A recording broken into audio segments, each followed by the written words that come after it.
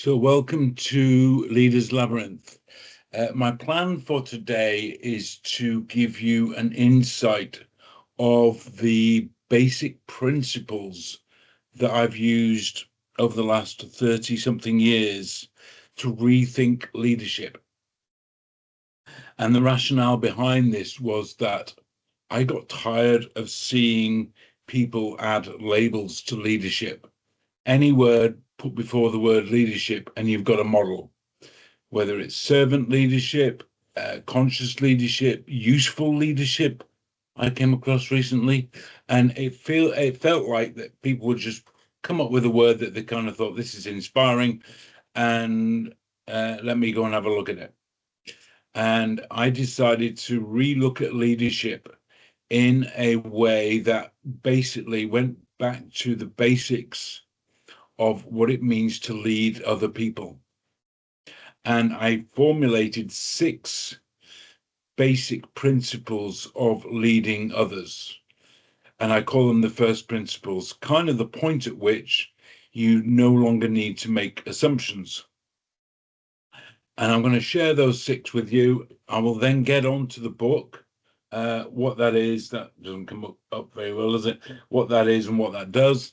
And as we go through the 6 principles, I will talk to you about what we do in a workshop to bring those to life.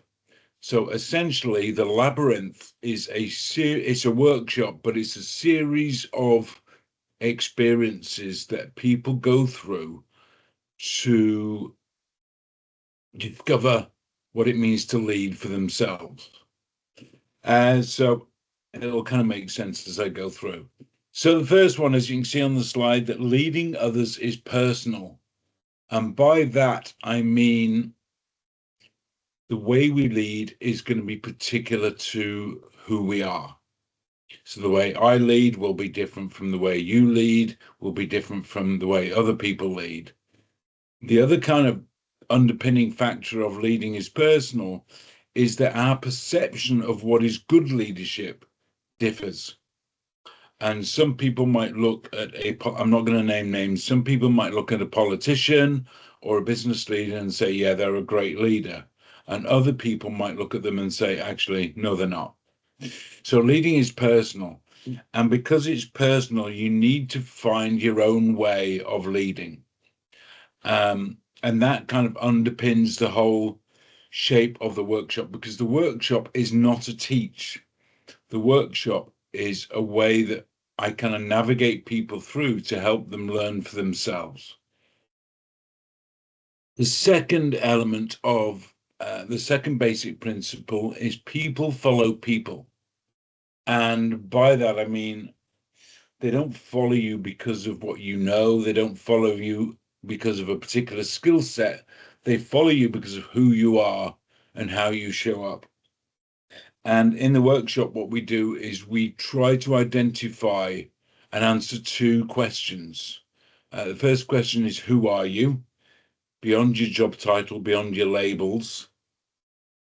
And what do you want? And from that, I mean, what is important to you, which will form the basis of your leadership advocacy as you go through your role. So people follow people is important. And in the workshop, we do that we start with I was going to say basic, it's not a basic, we go through a personal values discovery exercise where you can discover for yourself what your values are, what your personal values are, your top 5 personal values, because they will form the foundation of who you are and how you show up. The second thing that we do in the workshop is we do a 360-degree social styles profile. So you can see how you see yourself, but you also get to see how other people see you. And if you think about emotional intelligence, the first principle under Goleman's rule, the first principle of emotional intelligence is self-discovery, self-awareness. And self-awareness is not just about you knowing you, but it's also knowing how other people perceive you. So getting that 360 look at how you prefer to communicate, how you like to make decisions, and how you show up basically forms the basis of who you are. So people follow people is a critical tool for that. The third principle as we go through, just click that one, is leading others shows up in times of change or crisis or ambiguity. And when you think about the job of a leader, and it comes on to the next one, the job of a leader is to, no, it's not that one, it'll come a bit later on. The job of a leader is to create direction where none exists. Either there is an opportunity to take hold of, or there is a hazard ahead. And our job as leaders is not to create more leaders. That would be a sign of good leadership. But the basic job of a leader is to show the way. And in phrases on lead on, you show us the way. It's all about providing that sense of direction, not just the direction, but also why it's important. And in the workshop, we ask participants to bring with them a change that they would like to affect, either in their role, in their current role, potentially in a future role, or in a role that they have outside of the world of work, in some kind of community project that they run or lead. And the rest of the workshop is founded on that change that they want to affect. So yeah, leadership shows up in the times of change or crisis. The next one on the screen is leading is a contact sport. And that means as a leader, you need to make connections with those people that you intend to lead. You also need to connect them to the change at hand. Why is it important to them? How would they contribute to that change that you're trying to affect? And so connections become really, really important. Connections with people and connections from people, not just to you, but also to the change that you're trying to affect. The next one is the job of a leader is to provide direction and then get out of the way. And by that, I don't mean that rudely, as in go away and do something else. Once we've provided that sense of direction, you need to step back and allow others to actually lead the charge, lead the change. Or it may be that as an individual, you take on a different role, that you've provided that sense of direction. This is where we're going. This is how we're going to get there, I think. And then you step into a managerial role of actually executing the strategies and tactics that you hope to engage in order to bring that new change, that new future to life.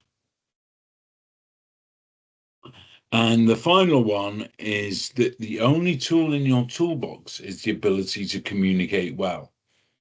Whether that's setting direction, it's making those connections between yourself and those people you intend to lead, or the connections between the change that you're trying to affect and them, and helping them understand how can they contribute to it, how are you going to contribute to it, what kind of personal commitments are you going to make in order to affect that change.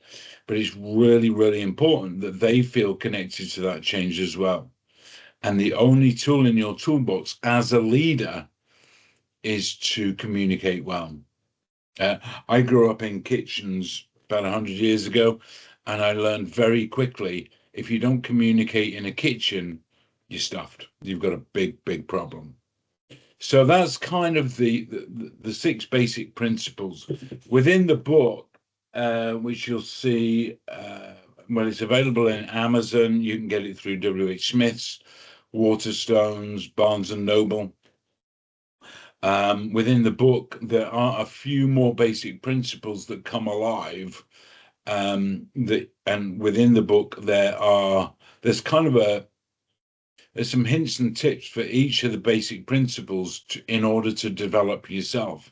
So you don't need to go on a workshop to learn this stuff. You can learn it from the book.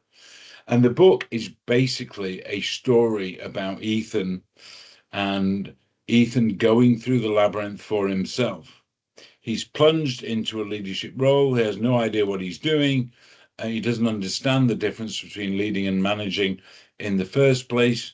And he takes on a coach, rather an orthodox coach, it has to be said. He takes on a coach who guides him through the principles and helps Ethan effect the change that he wants to effect on his organization. So that's available.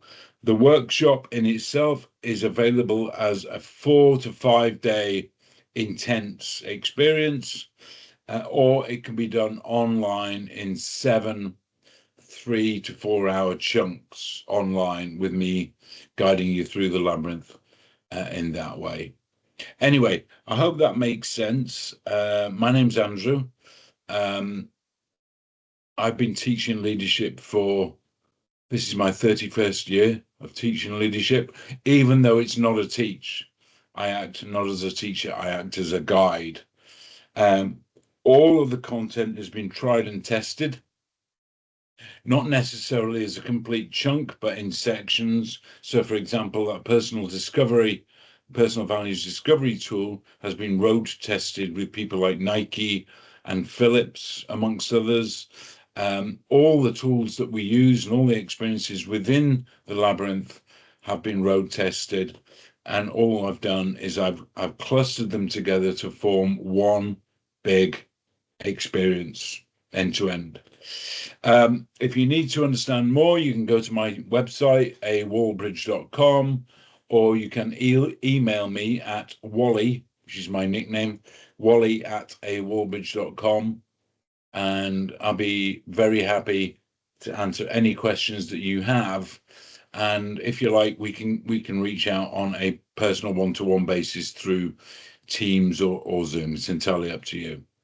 Thank you for listening, and I will hopefully speak to all of you at one time or another. Thank you very much.